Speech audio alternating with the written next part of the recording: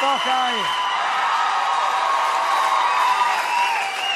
Oh, God. Thank you very much for that wonderful round of applause. A few words of warning about the show, I suppose, just to get us started. In America, there'll be lots of cursing. There's a reason I curse so much. It's not to do with the lack of vocabulary, it's because I am an Irish person. I'm an Irish person speaking the English language. And the English language doesn't suit my soul. I should be speaking the Irish language, but I don't understand a fucking word of it. So I'm here.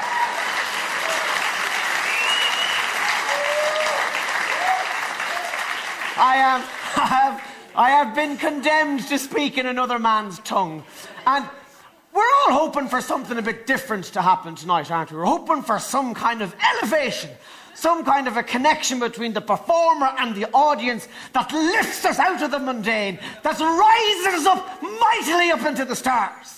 But the only way of doing that is through words. And the English language is all fucking grammar and rules, and the Irish soul is a much more fluid thing like that. The English language is like a brick wall between me and you, and fuck is my chisel. We work so hard. Irish people are very proud of the amount of building work that we've done over the centuries. We built this city.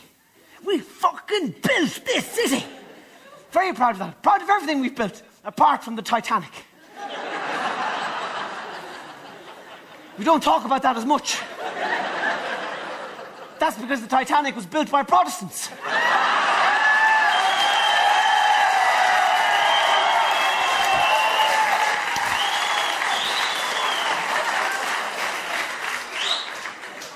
If Catholics had built the Titanic, it would have ate the fucking iceberg.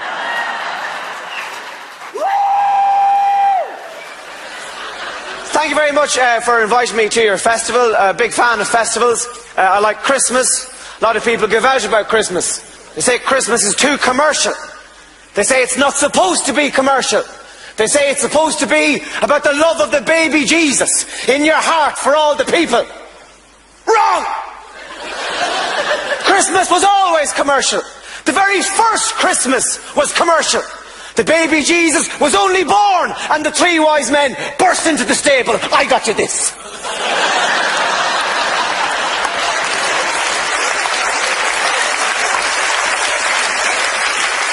I didn't have time to wrap it.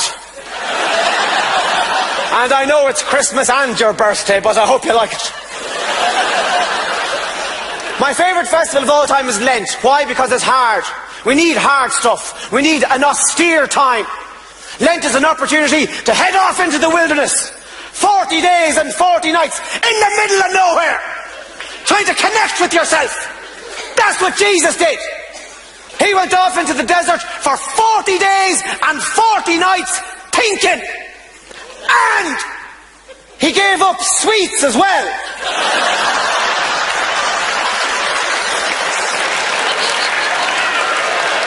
Judas was there with a big packet of lemon bonbons. You could do it too. You could just head off for 40 days every year into the wilderness. Try to get away from all the machines and the people. Try to connect with the planet that's having you. Sleep in the trees. Swim in the rivers. Talk to the badgers. I tell you, there'd be a hard push to put a stop to you when you came back from that. You'd be irrepressible. That type of energy is incredible. You'd come back, you'd kick the door of the office down. You'd be standing there, in the nude. Or covered in twigs. There's going to be a few changes round here. It's very hard to get good information on Jesus, you know. A lot of people were giving out about the movie The Passion of the Christ. They were saying it was anti-Semitic, saying that it somehow insinuated that it was the Jews that killed Jesus. Well, it wasn't the Mexicans.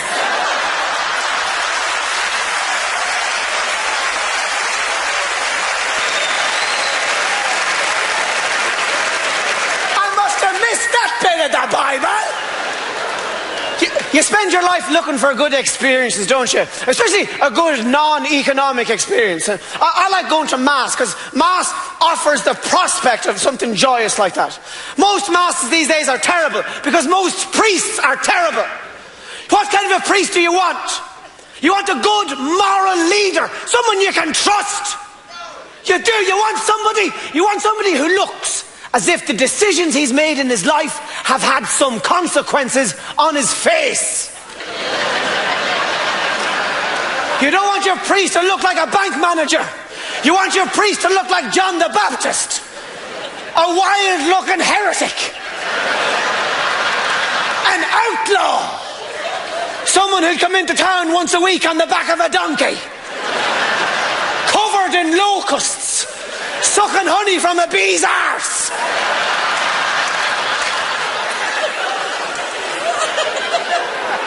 I've been to Mass everywhere. I've been to Mass in Australia. What a disappointment. Australia has a reputation for being a wild, rugged country. The priest there was terrible. He was an old woman of a man. Hair brushed over to one side. Nothing out of place, not an eyeball.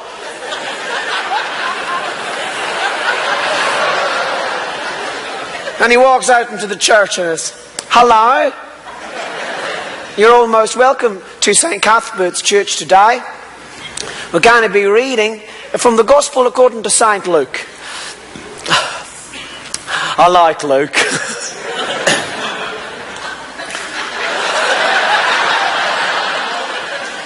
Jesus went for a walk and he came to a tree, and up in the tree he saw Zebedee, and he said to Zebedee, "Zebedee, come down from the tree." And Zebedee replied, "Jesus Christ, I'm not coming down from the tree."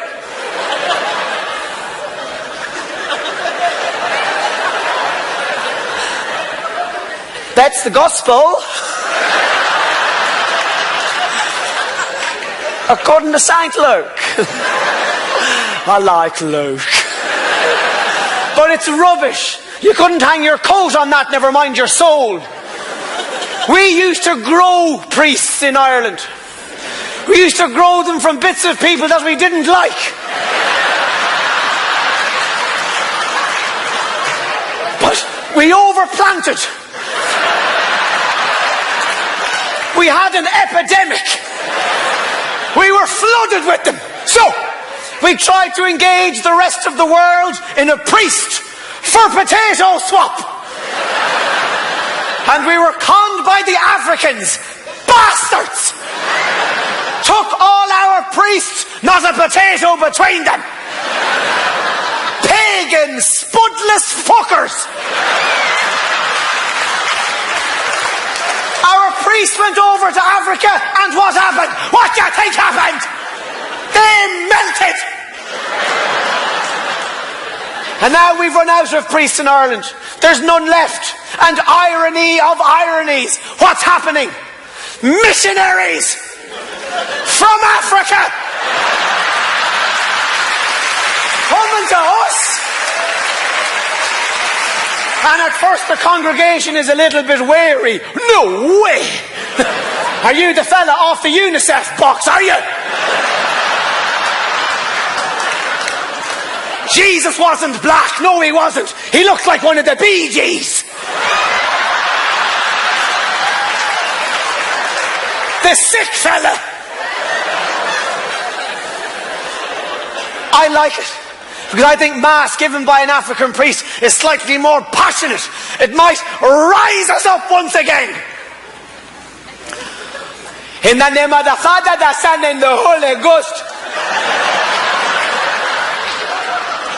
Jesus went for a walk. He wanted to get away from everybody.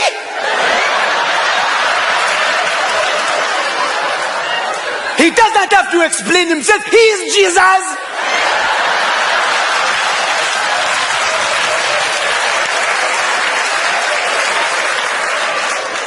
walking along, minding his own business. And he came to a tree, a big tree. Right in the middle of the walk, and up in the tree. Oh! He saw Zebedee, the tax collecting cunt.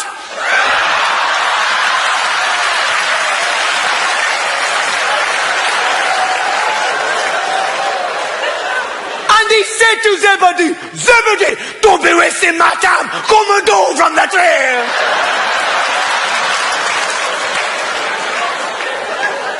And Zebedee replied, Jesus Christ, I will not come down from the tree because he was a stubborn fucker. That is the gospel according to St. Luke. I don't like Luke. There's one thing I think I am genuinely racist about. I cannot stand the English accent on the sat-nav in the car. It drives me fucking insane. I can just about tolerate it in a lift. In a car, it drives me demented. You're driving along this beautiful, leafy Ireland of ours, and you hear this voice, at the next roundabout, take the third exit. I'm thinking, fuck you. Fuck you. I'll take whatever fucking exit I want to take. Yeah!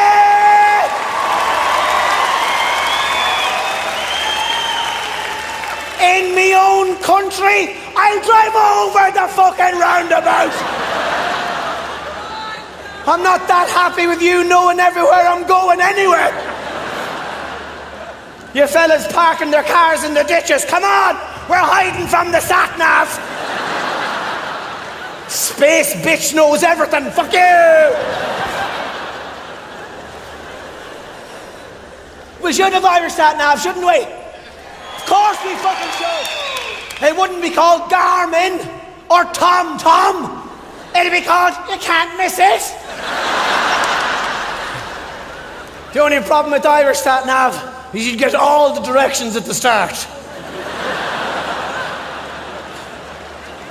You'd be sitting there in the driveway listening as your man went on. Right, head down there now for about 4 or 5 miles. Keep going till you come to the gimpy child with the hula hoop.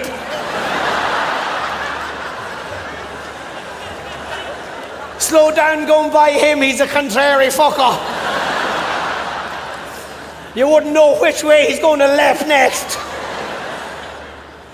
Travel on then till you come to a graveyard with a hen in it. And if the hen is looking at you, and I mean straight fucking at you, you may as well come home. You'll have no luck today.